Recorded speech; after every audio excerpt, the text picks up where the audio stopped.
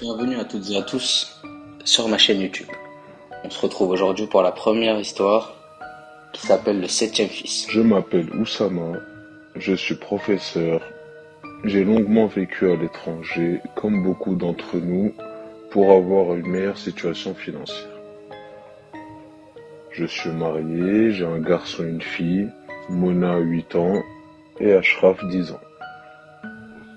J'ai décidé après de longues années de fatigue et d'humiliation à l'étranger, de travail dur, de rentrer dans mon pays d'origine. Plus qu'à trouver un logement. Maintenant, trouver aussi un projet pour pouvoir commencer un business, recommencer à zéro. J'ai alors eu une occasion en or, une petite terre dans un petit village avec une implantation de bétail et une petite maison. Rien de mieux pour ma famille et moi. Le plan était nickel, business en bétail et une maison. Tout y était. Alors Oussama continue, il dit « La maison était magnifique et grande. Elle était sur 2 étages. Les enfants, ma femme et moi étions comblés de bonheur. Après l'installation, et mes enfants adoraient la nouvelle maison ainsi que le champ de bétail, où ils y jouaient pendant des heures. Un soir, je me suis réveillé sur le son d'un de mes enfants qui rigolait fort. Je suis alors rentré dans leur chambre pour voir, mais ils dormaient. Je suis revenu au salon pour regarder la télé, mais j'ai entendu un de mes enfants, mais cette fois il pleurait.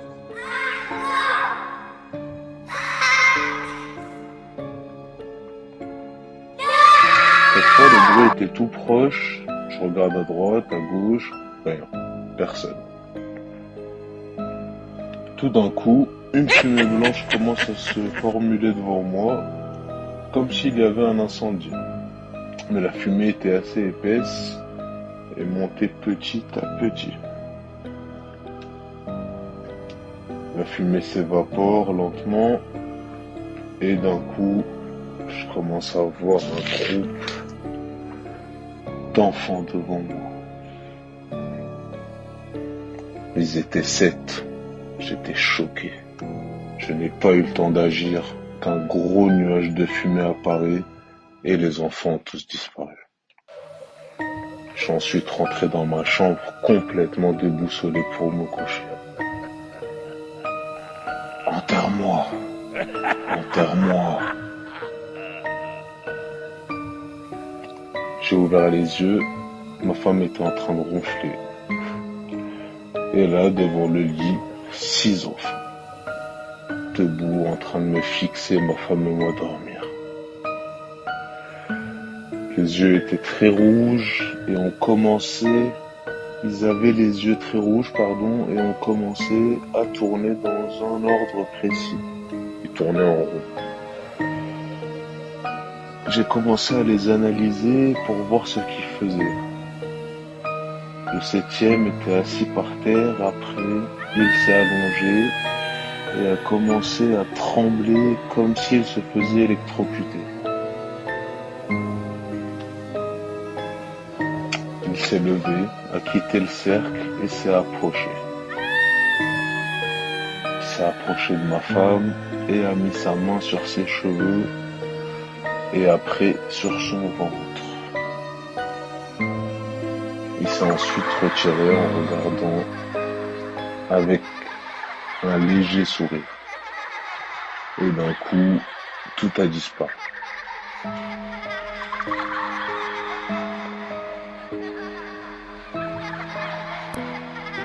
Le soleil s'est levé, j'ai questionné ma femme si elle avait mal quelque part.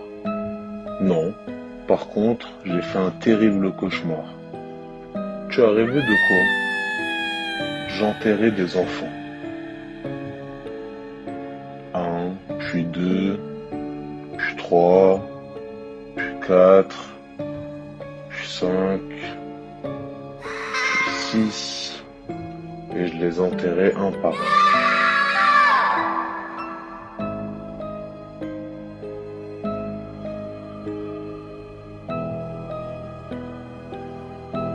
C'est rien, mon cœur, tu as juste fait un mauvais rêve. Le même jour, au soir, quand tout le monde est parti se coucher, je suis sorti au balcon fumer une cigarette avec un thé. J'ai vu dans le champ de bétail mes enfants, alors que je les ai couchés moi-même dans leur lit.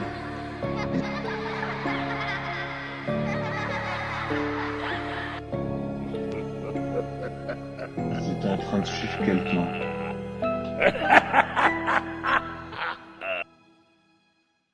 Une personne assez âgée, de loin comme ça, je dirais que c'est...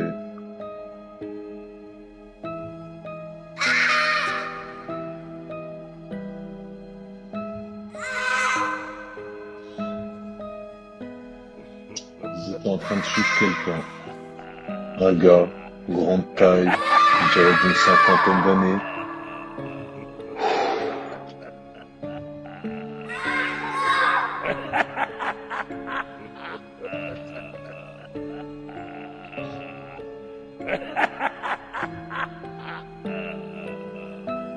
Ashraf, Mona, vous allez où? Je suis descendu les rejoindre en courant et en criant leur nom. Une fois en bas, il n'y avait personne. Mais d'un coup, du bruit venait par un buisson derrière moi. Le bruit s'approche. J'ai continué à marcher pour chercher mes enfants. Et là, d'un coup, le nuage de fumée, le même que j'ai vu chez moi. J'ai continué à avancer. J'avais pas le choix, il fallait que je trouve mes enfants. Et là, ils étaient là, devant moi. Qu'est-ce que vous faites là? Et qui était ce monsieur que vous suiviez?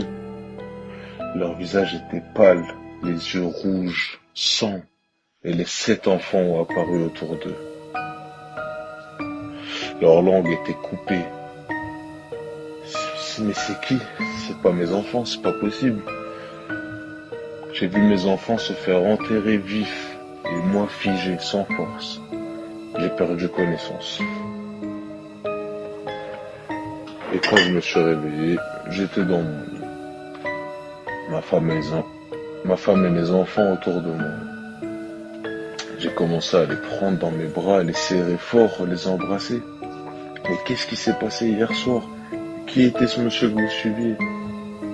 Mais papa, on était en train de dormir, on t'a entendu crier. T'as peut-être fait un mauvais rêve. Mais nous, on n'est pas sortis du lit cette nuit. Bon, j'ai été obligé d'abréger pour pas que ma famille n'ait peur. J'ai décidé de sortir dans le village et demander, questionner les gens s'ils avaient vu quelque chose ou entendu quelque chose cette nuit. Rien, personne n'a rien entendu ni vu. J'ai ensuite demandé si quelqu'un dans ce village s'y connaissait en surnaturel, en esprit, en tout ce qui est traduction de rêves. Ils m'ont alors indiqué quelqu'un à quelques pâtés de maison de l'ami. Alors j'ai immédiatement été chez lui, sonné.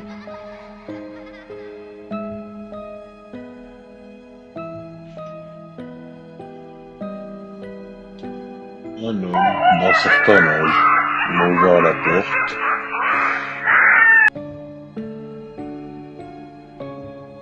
Sans attendre qu'il demande la raison de ma venue, j'ai commencé à parler.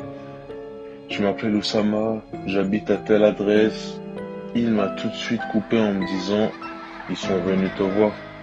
« Qui ça ?»« Les 7 enfants. » « Rentre mon fils, je vais t'expliquer. » Je l'ai suivi, on s'est installé et il a commencé à expliquer. La terre que tu as achetée appartenait à un homme très riche. Enfant unique, il n'avait pas de frères et sœurs. Son seul rêve était d'avoir plein d'enfants pour qu'ils aient eux des frères et sœurs et qu'ils vivent l'amour que lui n'a pas pu obtenir. C'est pour ça qu'il y a plein de chambres dans ta maison. Il en a eu 6, mais ça ne l'a pas suffi. Il a dit à sa femme qu'il en voulait d'autres.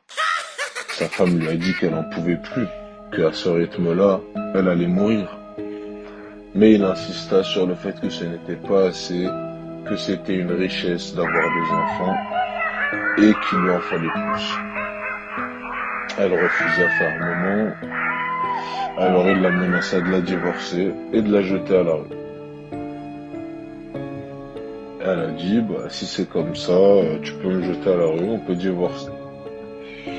Bon, il était mitigé entre le fait qu'il aimait sa femme et son rêve qui était d'avoir plein d'enfants. Alors il se dirigea vers la sorcellerie. Et sa femme, malgré elle, est quand même tombée enceinte et en accouchant de son 7e enfant,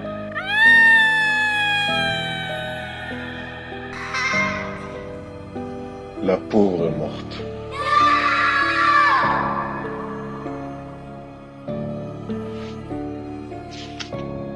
Mais avant de mourir, elle lui a dit « Gare à toi, ce que tu as fait, tu le paieras. » L'enfant est né défiguré. Toute la sorcellerie s'est transmise à l'enfant. Le père l'a caché, il ne voulait pas que les gens le voient. Et après peu de temps, le pauvre petit est mort.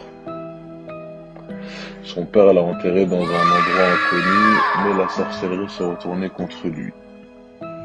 Il prit un fusil de chasse et inconsciemment tua ses 6 autres enfants et les a enterrés dans une chambre dans la maison que tu as achetée. Ça veut dire qu'il y a des enfants enterrés là où j'habite? Attends, ne me coupe pas. Je vais t'expliquer. Quand l'odeur des cadavres est sortie jusqu'à la rue, les gens ils ont commencé à sentir.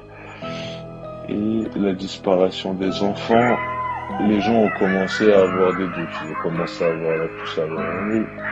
Ils ont appelé la police, elle est venue. Ils ont déterré les 6 corps. Les policiers ont entendu des coups de feu. Le père s'était suicidé juste à côté. Les policiers ont cherché partout le 7e corps pour l'enterrer à côté de ses frères et sœurs. Les gens ils se sont manifestés. Ils sont partis les voir en leur disant qu'il y avait un 7e enfant aussi, que le père cachait, qu'ils n'avaient jamais vu, ils ne savaient pas à quoi il ressemblait, mais ils savaient que le corps normalement devait être avec eux. Impossible, pas de 7e corps. On n'en a trouvé que 6.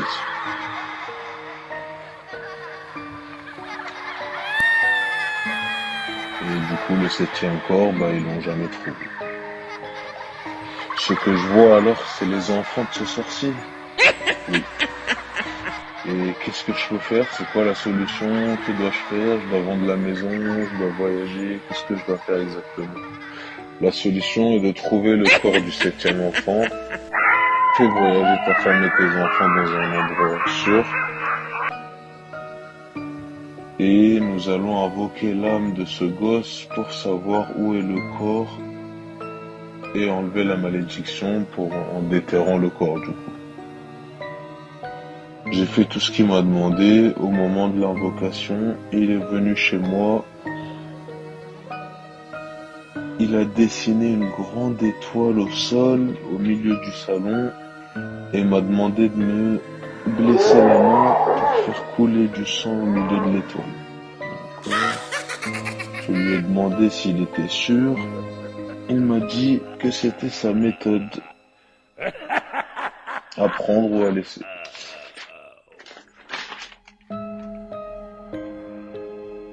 Il a pris un livre dans les mains et a commencé les incantations pour invoquer l'esprit du petit.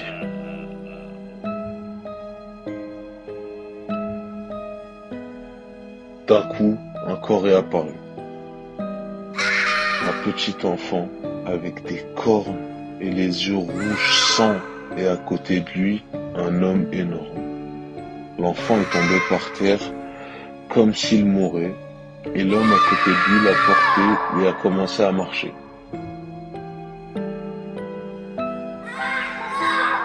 Allons-y, suivons-les, et nous saurons où est le corps. L'homme est rentré dans la salle de bain, a cassé la baignoire et a commencé à creuser en dessous, et il a enterré le corps. Ensuite, il est parti au grenier, a récupéré une nouvelle baignoire et l'a posée par-dessus comme si de rien n'était. Il il avait compris. Le corps était en dessous de la baignoire. Alors nous avons commencé à casser la baignoire et creuser en dessous, jusqu'à qu'on ait trouvé le squelette de l'enfant. Il avait comme 2 petites cornes. Je m'occupe du corps. Ça y est, ta maison est saine et sauve. J'ai alors fait revenir ma femme et mes enfants, et nous étions enfin débarrassés de ce cauchemar. 1 mois plus tard, ma femme est tombée enceinte, mais elle faisait beaucoup de cauchemars. Elle se voyait mettre au monde un enfant déformé du visage, et il avait 2 cornes dans ses rêves. Je la rassurais comme je pouvais.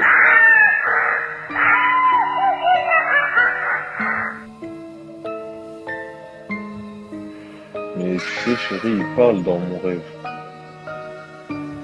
Et en plus, il me demande de transmettre un message. C'est quoi ce message? Qu'est-ce qu'il te demande? Pourquoi tu ne m'as pas enterré?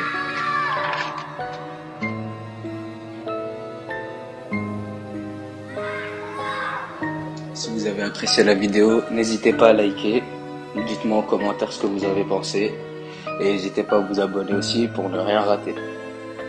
On sera sur un rythme assez souple, je pense. On commencera d'abord par une histoire ou 2 par semaine maximum, et puis on verra selon l'interaction si peut-être on rajoute un peu le rythme ou pas.